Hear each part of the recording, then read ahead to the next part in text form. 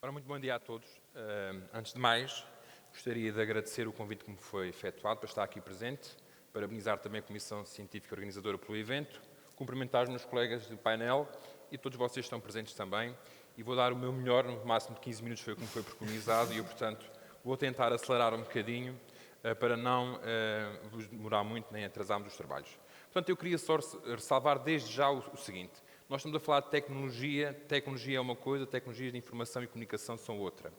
Isto é importante porquê? Porque quando nós falamos de tecnologia, por exemplo, podemos falar das cadeiras onde nós estamos sentados, por exemplo, dos sapatos que eu trago calçados, por exemplo, da camisa que eu tenho vestido ou todas as roupas que vocês têm. A tecnologia o que preconiza é que seja e que esteja ao dispor do homem, do ser humano, no sentido da vida ser mais confortável e trazer mais conforto. A tecnologia de informação e comunicação, apesar de também ter este intuito, tem um outro que nós já vimos desde hoje que começámos os trabalhos, que tem a ver precisamente com o quê? Com o dar dados, com o entrar em comunicação, com o adquirir mais conhecimento para depois fazermos pontos para outros lados que não só o bem-estar e o conforto do ser humano. E, portanto, porque é que eu vos estou a dizer isto? Porque se nós estamos a falar de comunicação constantemente, temos que perceber que comunicação e diálogo são coisas distintas. O diálogo faz parte da comunicação, é um facto, mas nas tecnologias de informação e comunicação nem sempre o diálogo está presente. E esta é uma chave, uma peça importante para o que eu venho aqui apresentar, porque nós, como enfermeiros, temos o diálogo como mais uma ferramenta. Não só a comunicação, portanto, eu estou a comunicar convosco neste momento, não estou a dialogar com ninguém. Quanto muito estarei nos meus diálogos internos para saber o que é que vos vou dizer. E mesmo estes diálogos internos exigem que eu tenha um espaço para mim e dentro de mim para que vos possa dizer ou para que possa sentir e estar em contato comigo para poder saber o que é que vos vou dizer e o que é que fará sentido para esta situação. Portanto, a minha questão será: smartphones, jogos, redes sociais, porquê e para quê? Entretanto, só aqui uns dados. De acordo com o INE, se vocês forem ver, 79% dos agregados em 2018 têm acesso à internet a partir de casa. Eu vou focar muito aqui a parte da internet, porque para mim é a grande tecnologia. A tecnologia, neste sentido, de informação e comunicação, porque, como sabem, a tecnologia de informação e comunicação tem muitos outros aspectos. E, portanto, só estes dados para vos dizer o quê? Estamos a falar de publicidades constantes, de, diria eu, um entrar pela casa dentro, de que nós somos quase infinitos, que nós temos dados de pacotes para tudo e mais alguma coisa, parece que nunca vão findar. Os nossos filhos e os nossos jovens acham que é assim. Temos aplicações de comunicação que ninguém sabe bem o que é. Antigamente íamos aos CTTs para ligar a alguém, porque era quando havia telefone. Hoje em dia temos a possibilidade de fazer telefonemas e mandamos mensagens. E nós temos que nos perguntar então o que é que se está a passar. Os jogos por si só também já são gratuitos, mas que permitem as pessoas comunicar entre eles dentro dos jogos, mas com também a possibilidade de pagar, de capitalizar o meu poder, a minha imagem dentro do sistema social online. E isto traz impacto, obviamente, para nós, enquanto adultos, e para a nossa juventude. Eu estou a falar em juventude porque a minha área é, sobretudo, a adolescência e, portanto, posso-vos dizer que a vida são likes, que é o que muitas vezes as pessoas querem dizer, o hashtag a vida são likes, mas nem sempre a vida é likes. É e são likes. E, portanto, a minha questão é: comunicamos. Se vocês forem ver esta imagem, nós, de facto, estão todos a comunicar, mas ninguém está a dialogar. E, portanto, a minha questão essencial é esta: nós consumimos ou somos consumidos? E isto temos que pensar um bocadinho. Esta questão porquê? Porque é agora que vem aqui a parte mais clínica do meu trabalho e que eu acho que tenho que partilhar convosco um bocadinho neste sentido. As atividades online, eu agora não vou explicar o que é a utilização problemática de internet, porque depois isto também é um conceito que pode estar, enfim, não em desuso, mas em discussão, porque há quem defenda que é a dependência de ecrã, há quem defenda que é a dependência de internet, há quem defenda que é a dependência de outras coisas quaisquer. Dentro da internet, depois temos o gaming, temos o gambling, temos imensas coisas e não vou entrar por aí, porque senão vamos estar aqui e depois não vou cumprir os tempos. E, portanto, o que é que importa focar? Sobretudo estas 4 questões que estão aqui. A alteração das rotinas. Ou seja, uma pessoa que passa muito tempo na internet, as rotinas alternativas que nós estamos a falar muitas vezes têm a ver com a mudança dos horários. Ou seja, se for um jovem, se calhar passa mais tempo acordado à noite, como vocês com certeza conhecerão alguns casos, o que vai ter uma repercussão na convivência familiar, em que os conflitos aumentam, em que a possibilidade do jovem estar nos contactos offline, chamemos assim, do ponto de vista social, são diminuídos e, portanto, fica depois em déficit tantas obrigações académicas, profissionais e ocupacionais.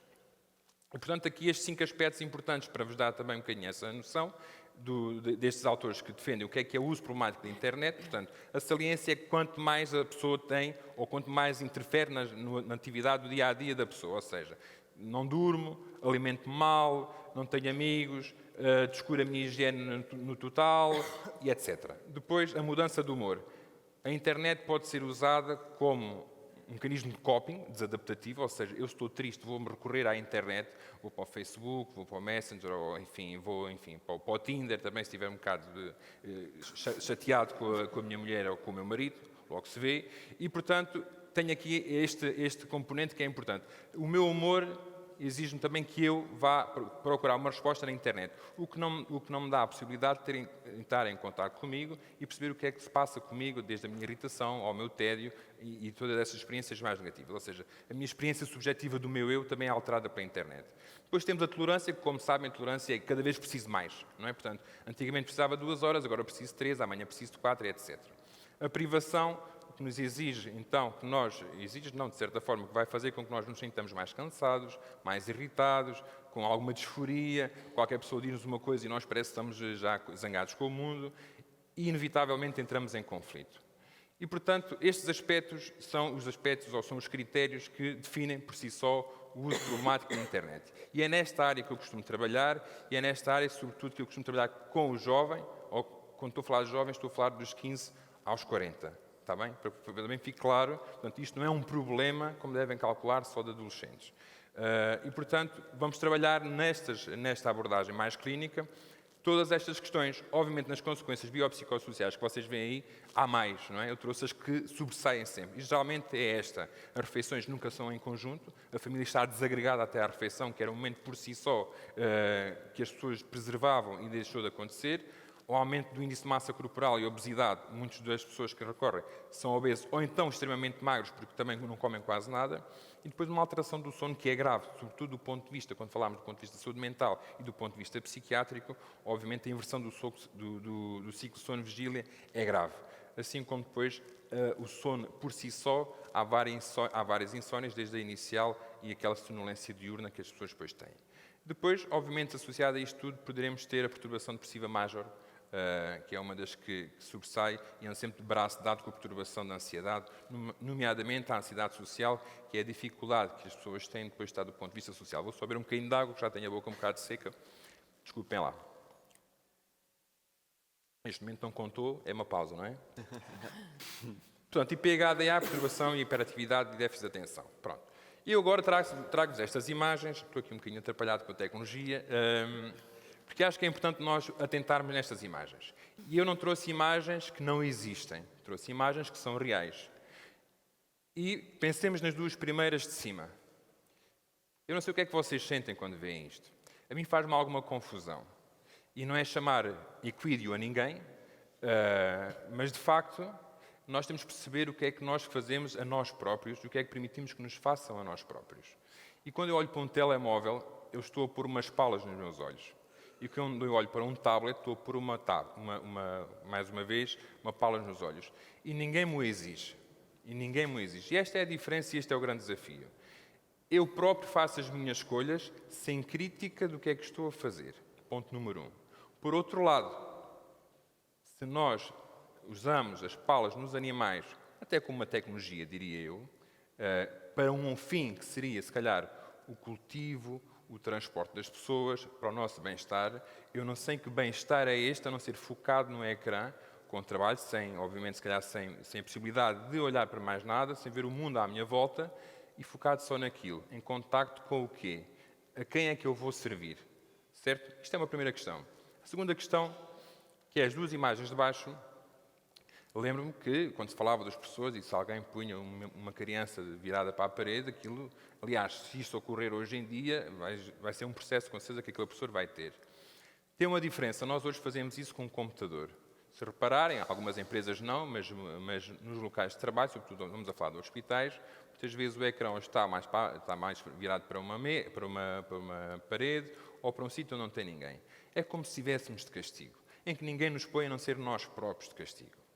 Com outra preocupação, que é, eu se me pusessem de castigo, virado para uma parede, eu conseguiria e teria espaço para pensar no que é que me está a acontecer. O que é que eu estou a sentir, o que é que eu vou fazer para melhorar o meu comportamento ou pensar que aquilo é uma grande injustiça. Eu hoje em dia trabalho frente a um computador e não penso sequer, nem tenho contacto com o que sinto, nem com o que estou a fazer. E esta é outra questão que é problemática, porque cada vez mais, eu não estou aqui a fazer de velho do Restelo, que eu também uso as tecnologias, atenção, mas é problemático porque no momento em que eu deixo de ter impacto e noção do que se passa comigo e para mim, eu se calhar deixo de ser tão humano quanto deveria ser. E esta é a questão essencial que hoje me traz aqui e, portanto, vamos para a parte positiva. Gestão saudável das tecnologias, nomeadamente das TIC, das tecnologias de informação e comunicação. Nós temos que ter a capacidade da percepção do tempo online. Estudos indicam, por exemplo, em crianças, os pais acham que as crianças, imaginem, isto é o exemplo, que as crianças estão 2 horas. Por norma, as crianças passam o dobro do tempo que os pais imaginam que elas estão na internet. Isto obriga-nos a pensar o que é que nós estamos a fazer. E se nos obriga a pensar em relação às crianças, obriga-nos a pensar em relação a nós. Quantos de nós já não estivemos a fazer um scroll, seja no Insta, seja no Facebook, e quando nos apercebemos já passaram 15 minutos. E esta gestão do tempo online tem que partir dos adultos. E, portanto, este é um dos desafios. Obviamente que dentro da utilização temos estes lados todos. Se é em jogo online, se é nas redes sociais, se é em pornografia, porque, verdade seja dita, na internet está tudo. E, portanto, isto quer dizer que há para os adultos e que há para as nossas crianças e para os nossos jovens. E nós temos de ter esta percepção enquanto adultos para depois poder também ensinar os mais jovens. Por outro lado, a percepção do impacto negativo e positivo, obviamente, do comportamento social online. O que é que isto quer dizer? Isto quer dizer coisas muito simples. Se vocês forem ver as notícias, seja no SAP, seja no Expresso, seja no Diário de Notícias, há sempre os comentários. Eu convido-vos a lerem os comentários. Os comentários muitas vezes acabam por ser de adultos, pelo menos é o que me parece, que não estou a ver os jovens a irem ler notícias, eles próprios dizem que não veem isso, veem séries e outras coisas, ofensivos, ostracizar o outro, e a minha questão é para quê e qual o impacto disto nos outros? Porque isto depois é recorrente.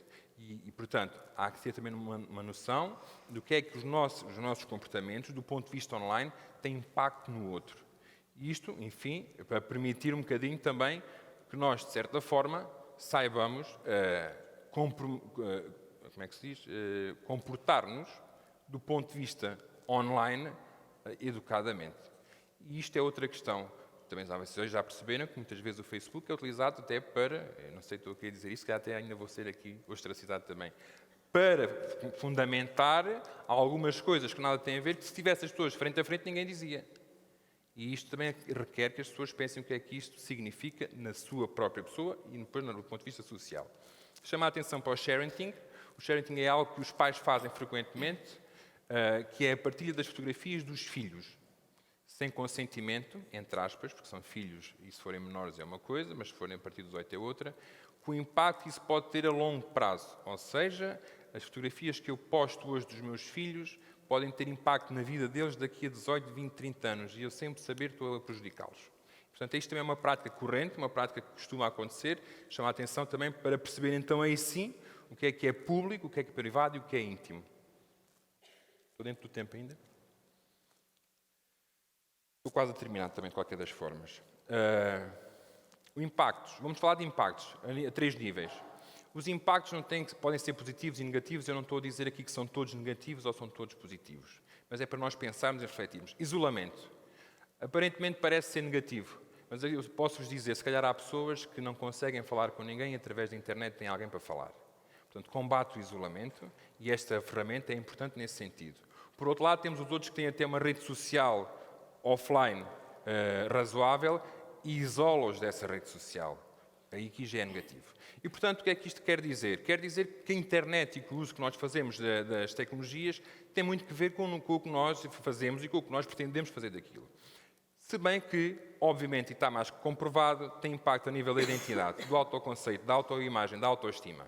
E se é para o bem, também é para o mal. E nós sabemos que isto que eu estava a dizer há bocadinho, aquele exemplo, das pessoas ofenderem-se, das pessoas serem ofendidas, porque depois tem um risco que é, eu posso, se eu estiver do ponto de vista mental mais debilitado, se calhar uma ofensa vai-me fazer pior do que faria se eu estivesse bem.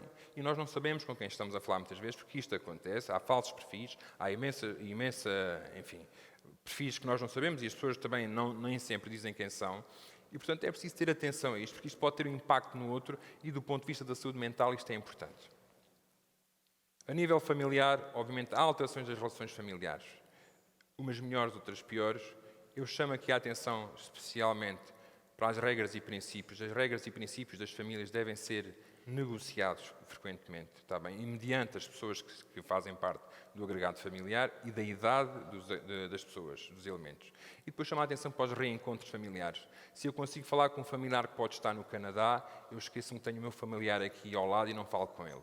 E, portanto, se dá para reencontros, também deve-nos chamar a atenção para os reencontros que nós podemos ter aqui e agora, e esta componente também é importante. E, portanto, o que eu digo isto dos reencontros, porque muitas vezes o que acontece quando faço reuniões familiares é que as pessoas já não falam há anos e vivem todas na mesma casa.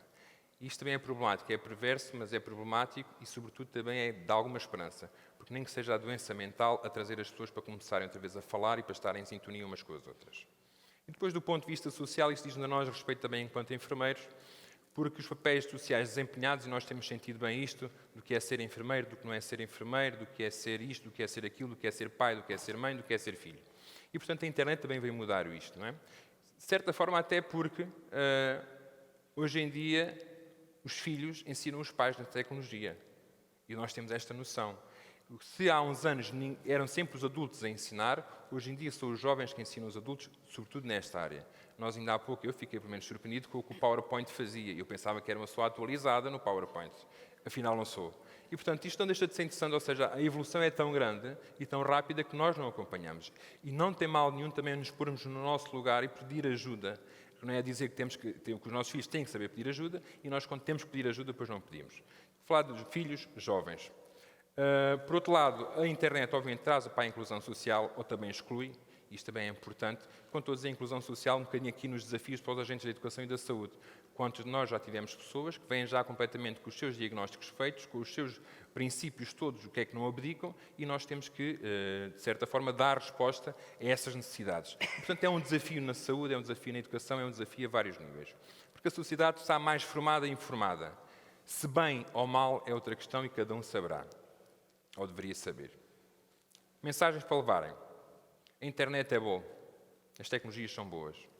Permitem-nos ganhar tempo. Primeira questão, ganhar tempo. Se eu ganho tempo, onde é que eu o aplico?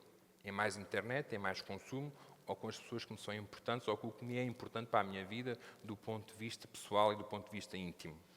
Isto é uma questão muito grande. Já não precisamos de ir aos bancos, que era uma grande chatice, não sei se vocês se lembram. Tínhamos que ir para lá, depois fecham às 3 e tudo mais, tínhamos que sair do trabalho. Hoje em dia já ninguém precisa ir ao banco. E o que é que fazemos com esse tempo? Uma questão.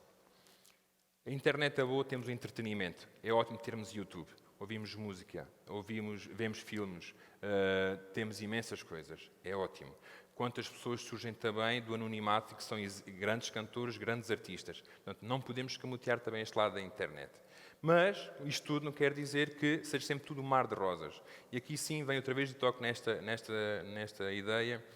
Nós temos, enquanto adultos, que nos adaptar a esta realidade que cresceu muito depressa e que nós temos que acompanhar. Ou pelo menos temos que fazer o esforço para o acompanhar. Porque senão não conseguimos pôr limites, primeiro em nós e depois nos outros. E os limites são protetores. Os limites não prejudicam, os limites ajudam-nos a crescer saudável. E, portanto, isto exige que haja uma coerência da nossa parte, não é dizer aos filhos, olha, tu não podes estar com o telefone à mesa, mas eu estou. Isto é a maior incoerência que há e geralmente o resultado não é o melhor. Portanto, aqui umas simples regras, que geralmente é o que eu passo para as famílias. Tecnologia sim, mas com regras, obviamente.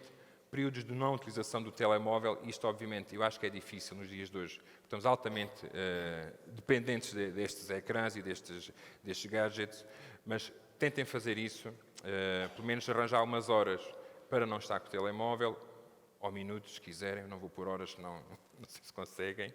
Eu pessoalmente tenho alguma dificuldade, mas enfim, tento fazê-lo. Ter atenção ao que se partilha, e, sobretudo, ter atenção ao que se partilha quando se tem menores ou quando se tem crianças. E quando adultos também. Portanto, é importante também nós salvaguardarmos, eu estava a ver ali há pouco, das passwords, dizer as passwords, quer dizer, é ridículo, é a expressão que eu uso e que tenho só para dizer, alguém que divulga assim desta forma as suas passwords. Porque ao fim e ao cabo estamos a falar da nossa intimidade e a nossa intimidade é para ser partilhada com quem nos é íntimo, não com quem existe e está por aí para fazer o que quiser. A qualidade do tempo passado em família, inevitável. Obviamente, eu acho que aqui não preciso de grandes elaborações. Limites e negociação, também já falámos sobre quais são... Cada família terá as suas, obviamente, mas o que é que cada um terá que fazer e propor. E atividades lúdicas, seja desportivas, seja criativas, seja em grupo, sejam individuais, é importante no sentido de promover também a saúde mental e, sobretudo, do próprio e da família. E, portanto, meus caros, não estamos nunca em stand-by, não estamos nunca em off. Para mim, nós estamos sempre ligados. Muito obrigado.